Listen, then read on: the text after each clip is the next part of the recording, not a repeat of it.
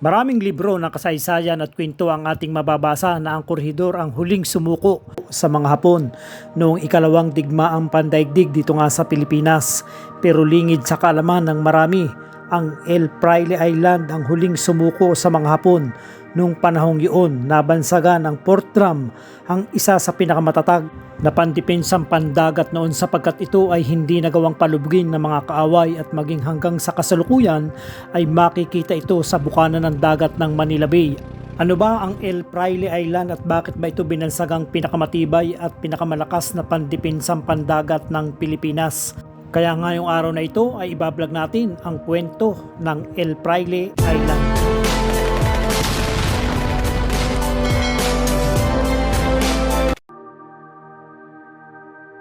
Madaling araw pa lang ay tumulak na ang ating grupo papuntang Ternate at mula nga dito sa Imos ay maglalakbay tayo ng halos 45 kilometers.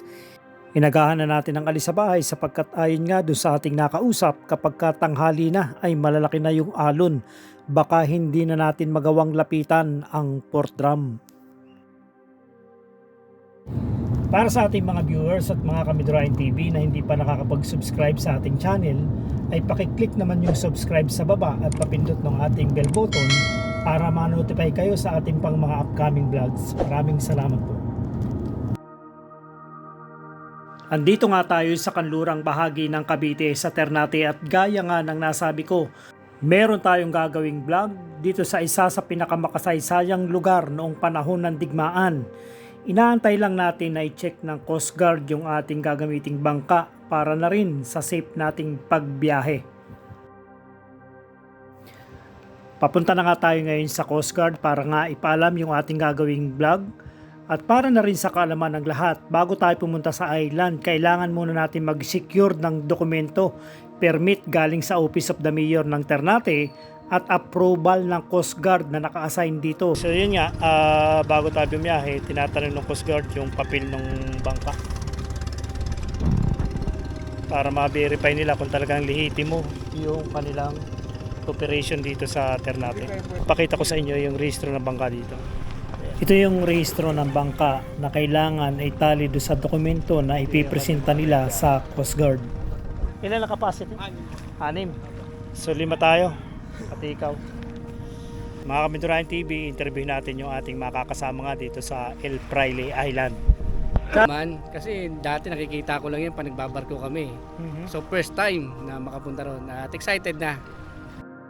Ito naman yung ating pangalawang makakasama na taga-Tagig, si Mr. Sam Milyang. Ano yung masasabi mo sa gagawin nating pagbablog ngayon?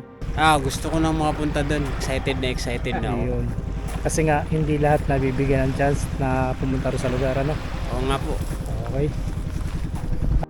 Ito nga pala si Ronin, taga Paranaque na pangatlo nating makakasama. Excited ka na ba? Sa vlog ko lang nakikita yun. Ngayon, pupunta na kami. Ayos. For the record lang tayo. So, na-check na yung dokumento ng Coast Guard. May mga dokumento naman tayo. So, nag-aantay na lang kami ng approval ng Coast Guard at kami ay tatakbo na dahil kompleto naman yung papeles ng ating sasakyang bangka. Mga Kamidurahin TV, hindi lang vlog yung ating ipinapakita dito. Ang importante sumunod tayo sa mga alituntunin ng lugar ng lahat ng ating pupuntahan para na rin sa ating kaligtasan. Ito nga pala yung ating piloto. Mga pamula dito, ilang minuto yung ating itatakbo? Mga 30 minutes, sir. 30 minutes. So, ready to go na tayo. Okay na sa Coast Guard. So mga Kamidurahin TV, andito na nga tayo at nakahanda na tayo pumunta doon sa El Fraile Island. Natuloy rin tayo sapagkat yung isa nating kinuha natin bangka kanina, hindi ko alam kung wala siyang dokumento. Ayaw niyang dumaan dito sa Coast Guard. Ito namang ating nasakyang ito, kompleto naman ang dokumento. Ayos, go na tayo.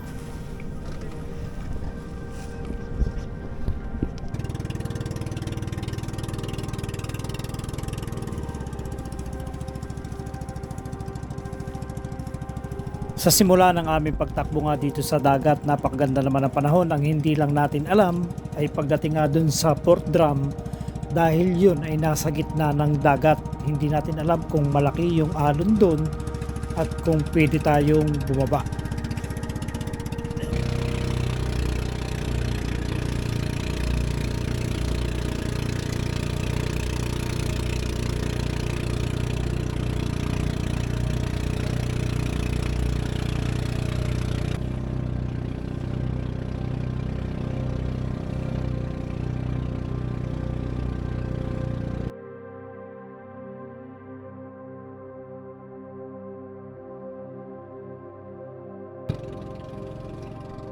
So mga Kamindurahin TV, pagkatapos nga ng halos 37 minutes na ating paglalakbay dito sa El Fraile Island, ay narating na rin natin, tapos titingnan natin kung saan tayo pwedeng sumampa. Ang sabi ng ating piloto, doon daw tayo sa kabila sasampa. Dito sa lugar na ito mga Kamindurahin TV, medyo magalaw na yung alon. Hindi natin alam kung pwede tayong lumapit o makasampa dito nga sa Port Drum.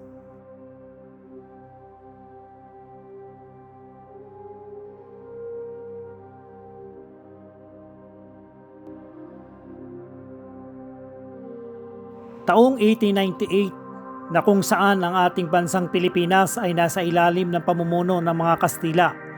Ang El Fraile Island ay isang mabatong isla na nakapwesto sa unahang bahagi ng Manila Bay sa timog bahagi ng Corregidor.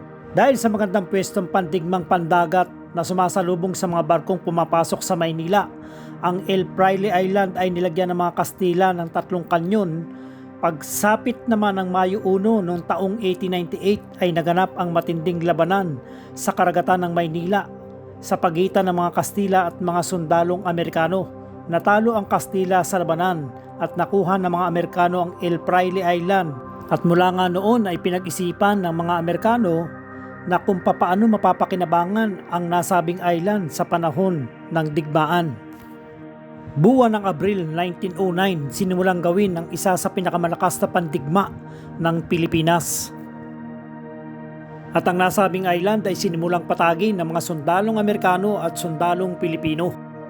At para mapatibay ng sobra, binuhusan nila ng sobrang makapal na semento at bakal sa loob ng 5 taon natapos ang Port Drum. Ang haba nito ay umabot na 110 metro at may lapad na 44 metro at may taas na 12 metro.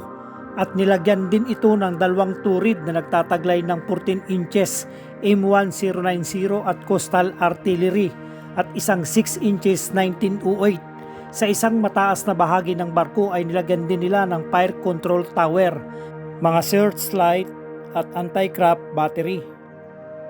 At sa ilalim na bahagi nito ay nilagyan nila ng silid para sa mga sundalong Amerikano at sundalong Pilipino. Meron din itong ospital at imbaka ng bala at baril. Nang makumpleto ito ay tinawag naman itong Port Drum at kinuha naman ang pangalan nito sa isang general na sundalong Amerikano na nagngangalang Lieutenant General U.A. Drum. 1941, noong sumiklab ang ikalawang digmaang pandaigdig sa Pilipinas, sinimulang salakayin ng mga sundalong Hapon ang Pilipinas at naging matagumpay ang ginagawa nila, pananakop sa ating bansa dahil unti-unti nilang nakuha ang ibang bahagi ng Pilipinas, partikular na ang island ng Corregidor ng Bataan. At sa mahuling yugto ng digmaan ay tanging ang puwersa lamang ng sundalong Amerikano at Pilipino ang nasa loob ng Port Drum at huling baraha na nakikipagbakbakan sa puwersa ng mga Hapon. Ayon nga sa history, hirap na hirap ang mga sundalong Hapon na tibagin ang Port Drum dahil nga sa sulid na pader nito. Pinaulanan nila ito ng mga bomba mula sa kanilang eroplanong pandigma at mga kanyon na nakapwesto sa Ternate malapit sa lugar, pero di pa rin nila ito nagawang pasabugin. Ngunit patuloy pa rin na lumaban ang Port Drum sa agresibong mapasuko. Ang mga sundalong Amerikano at Pilipino sa Port Drum ginamit na ng mga Hapon ang pinakamalakas nilang pandigma, ang kanyon na 240mm Howitzer. Dahil dito nasira ang aircraft battery at isang kanyon na nakapwesto sa taas, pero nananatili pa rin nakatayo ang Port Drum at patuloy ang ginagawang pakikipaglaban. Pero pagsapit noong Mayo 6 taong 1942, tuluyan ang sumuko ang Corregidor sa mga Hapon, at sa pagsukong ito, di naglaon isinuko na rin ang Port Drum. Pero bago nila isinuko ang tinaguraang concrete battleship, sinira nila lahat ang natitira pang gamit pandigma para nga di na mapakinabangan ng mga sundalong Hapon. At sa kanilang ginawang pagsuko, wala man lang naging casualty maliban sa 5 nasugatan. 1945, muling nagdesisyon ang sundalong mga Amerikano na muling bawiin ang Port Drum sa kamay ng mga kalabang Hapon. at naging matagumpay ang Amerikano sa pagbawi ng iba't ibang bahagi ng Pilipinas at naulit ang pangyayari sa Portram, ang huling lugar na nabawi ng mga Amerikano.